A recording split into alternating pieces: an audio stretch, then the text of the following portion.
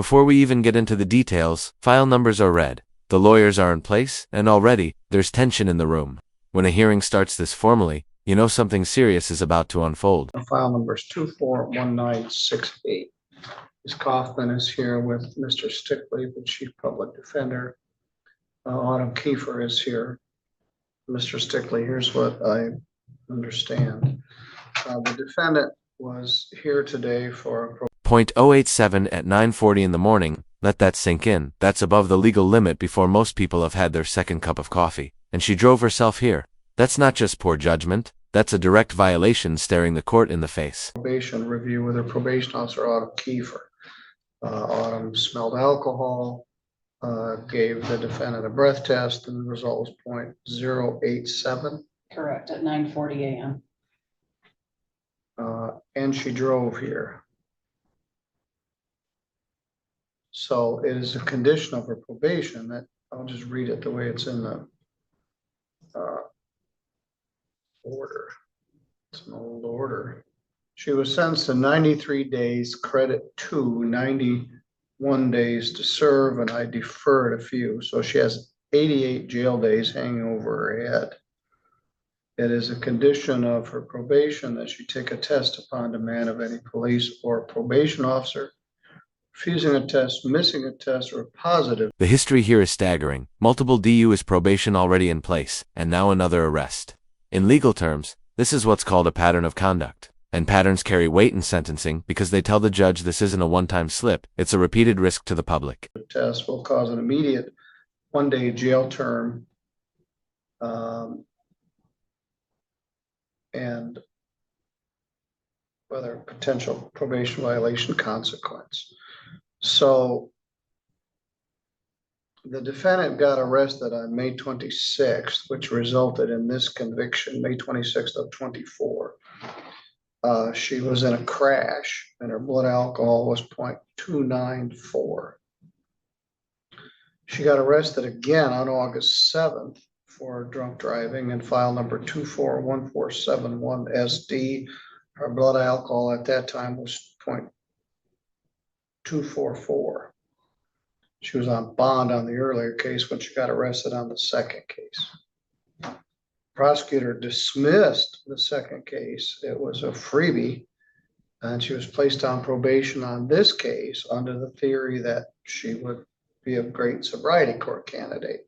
However, she moved to Indiana, and we were unable to place her in our sobriety court program because she resided. Right now, she's legally drunk in the courtroom. And here's the thing, when a defendant is intoxicated during a hearing, the court can't proceed with certain steps. It's like trying to sign a contract when you can't legally consent. The judge has to hit pause until sobriety is restored. In Indiana, she was placed on a traditional probation.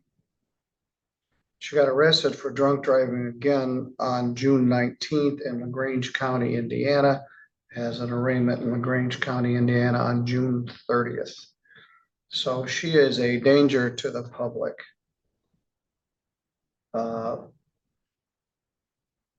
I don't know what her blood alcohol was. She has a terrible alcohol substance abuse disorder, and she continues to drive. And this is dangerous. Plus, she's legally intoxicated right now, so I can't really even do anything. So I'm going to find a contempt and probation violation.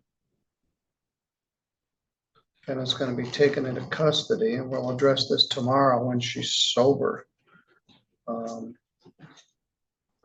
Further, let's see what time we got tomorrow. Can't really do anything when This is where reality hits hard. Jail tonight, court again tomorrow morning, and the judge's comment about her dogs, that's not casual small talk. It's a signal that the decision is final and immediate life outside these walls is on hold. the person's legally drunk to try to make a record or talk about things. We need to wait till you're sober. About 9 o'clock tomorrow. I'll give you an order. Violation of probation. I don't want to make sure she doesn't get out before tomorrow. I'm going to order 2 days jail, credit 0. 2 days to serve, further Hearing 6/25/25. This is one of those moments where you can feel the judge's frustration. They've likely seen dozens of similar cases, but the stakes never get lower because every relapse behind the wheel could be the moment someone doesn't make it home. 9 a.m. Ms. Kaufman, do you have pets? I do. What do you have? I have 2 little Pomeranians. You might want to find somebody to take care of your animals.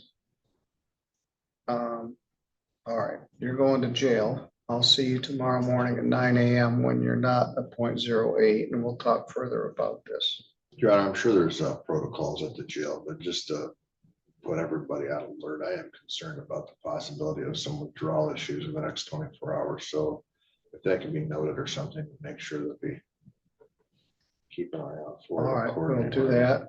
Michelle's in agreement. Also, you're going to be referred for a new criminal investigation for driving to court while intoxicated. You also were a daily marijuana user. I don't know if you got marijuana in your system as well or not. But we can't keep going this way. You're going to kill somebody or yourself or both. So I'll talk with you tomorrow. All right. Thank you, Mr. Stickler. And with that, the case wraps for today. But here's the sobering truth. Tomorrow's hearing isn't about fresh evidence or new arguments. It's about whether one more chance is even possible, or whether the court's patience has finally run out.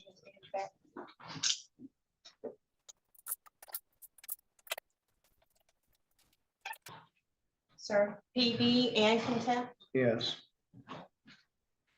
All right, that's a very sad situation. That's a circumstance where she probably never gets under the legal limit.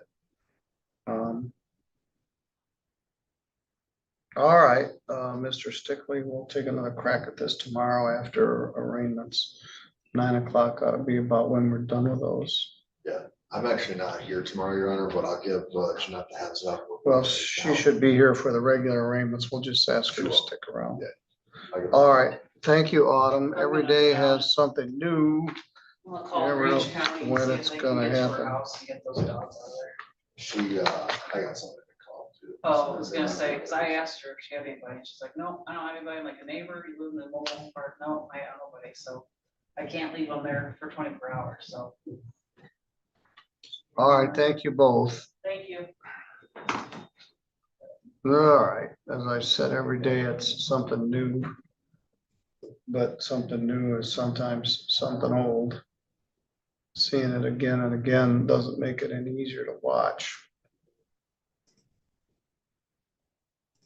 We'll see whether Mr. Bobby Johnson shows up for his sentence at 9 o'clock. It's about a 50-50 bet right